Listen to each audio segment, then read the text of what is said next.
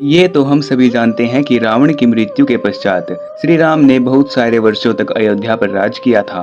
उसके पश्चात उन्होंने निवारण लिया और अपनी लीला समाप्त की। लेकिन रामायण में हमें एक ऐसी ही अद्भुत घटना देखने को मिलती है जिसमें श्री राम हनुमान जी को मल्टीवर्स में भेज देते हैं, यानी कि श्री राम हनुमान जी को दूसरे ब्रह्मांड में भेज देते हैं।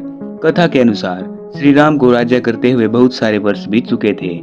उनकी कृपा से महाबली हनुमान भी चिरंजीवी बन चुके थे और इस सृष्टि के अंत तक ही उन्हें धरती पर रहने का वरदान मिल चुका था। वही श्री राम के मुख्य द्वार के रक्षक भी हनुमान जी ही थे। श्री राम के द्वारा त्यागे जाने के बाद लक्ष्मण ने भी जल समाधि लेकर अपने प्राण समाप्त कर लिए थे तथा श्री राम का मन भी इस संसार से उठ गया था। इसी कारण उन्होंने अपनी लीला समाप्त करने का निर्णय लिया और मनुष्य रूप में थे तो वे मृत्यु को पाना चाहते थे। यही सोचकर उन्होंने यमराज को आमंत्रित किया। यमराज आए तो सही, किंतु जब उन्होंने द्वार पर पवन पुत्र हनुमान को देखा तो वे सोच में पड़ गए कि अब वे श्री राम तक कैसे पहुंचे।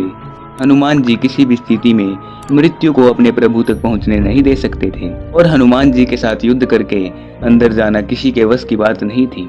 ये बात यमराज ने श्री राम को बताई। जब श्री राम ने ये सुना तो उन्होंने हनुमान जी को बुलाकर बहुत ही समझाया, लेकिन हनुमान जी नहीं माने। श्री राम ये जानते थे कि जब तक हनुमान जी द्वार पर हैं, उनका इस सृष्टि से जाना लगभग असंभव है। इसी कारण उन्होंने हनुमान जी को एक विशेष प्रकार का कार्य सौंपा।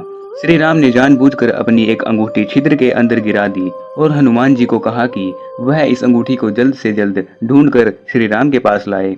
अपने प्रभु की आज्ञा पर हनुमान जी सूक्ष्म रूप धारण कर उस छिद्र में घुस गए और अंगूठी खोजते हुए पाताल लोक में पहुंच गए। पाताल लोक में जाते हुए वे नागलोक तक पहुंच गए। नागलोक में जाने पर उनका सामना वासुकी नाग से हुआ।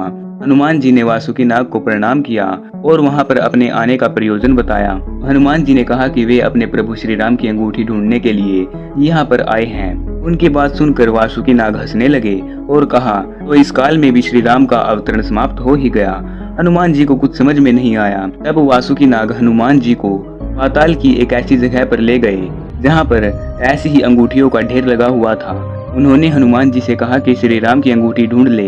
हनुमान जी बड़े परेशान हुए कि अंगूठियों के इस ढेर में से वे असली अंगूठी को कैसे ढूंढेंगे।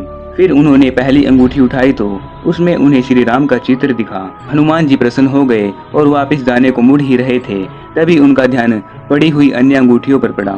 हनुमान जी यह सब देखकर आश्चर्यचकित रह गए कि सभी अंगूठियों पर श्री राम का चित्र बना हुआ था।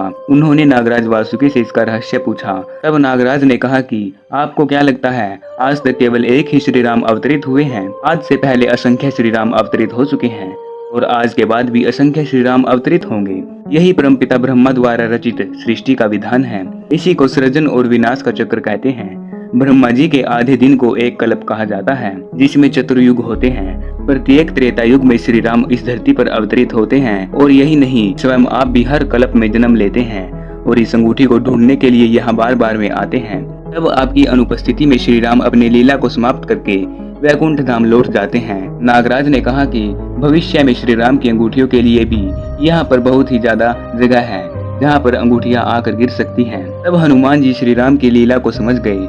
उन्हें यह भी समझ में आ गया कि भले ही वे नारायण के अवतार हों, यदि वे पृथ्वी पर अवतरित होते हैं तो उनकी मृत्यु होना भी तय है। यदि ईश्वर स्वयं अपने बनाए गए विधि के विधान का उल्लंघन करेंगे तो सृष्टि में अनिश्चितता आ जाएगी। हनुमान जी के मन में भी व्यथा समाप्त हो गई और वे पुनः वापस धरती लोक पर आ गए। वहां आकर उन्हें पता चला कि श्री राम अपने भाइयों के साथ इस धरती से प्रस्थान ले चुके हैं। उन्हें ये समझ में आ गया था कि यही कारण था कि श्री राम ने उन्हें यह अंगूठी लेने के लिए भेजा और उन्हें कल्प के अंत तक जीवित रहने का वरदान दिया था, ताकि वे उनकी कथाओं का प्रचार प्रसार कर सके। चिरंजीवी हनुमान जी आज भी इसी लोक में उपस्थित हैं। इस तरह दोस्तों, श्री राम ने हनुमान जी को मल्टीवर्स का कंसेप्ट भी बता दिया था। मल्टीवर्स का अर्थ है अनेकों ब्रह्मांड। इसका मतलब है कि हमारे ब्रह्मांड के साथ बहुत सारे ब्रह्मांड भी एग्जिस्ट करते हैं।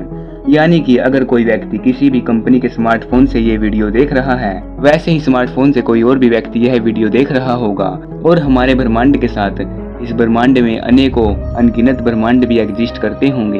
यही मल्टीवर्स का कंसेप्ट हमें बताता है, जो कि वैज्ञानिक अभी ढूंढते हैं, लेकिन हमारे ग्रंथों में इसका जिक्र पहले ही हजारों सालों पहले लिखा जा चुका है। और हनुमान जी की इस अद्भुत लीला से वैज्ञानिक भी आज तक हैरान हैं। जब वैज्ञानिक आज खोज करते हैं तो हमारे पुराणों में वह हजारों सालों पहले लिखी जा चुकी है।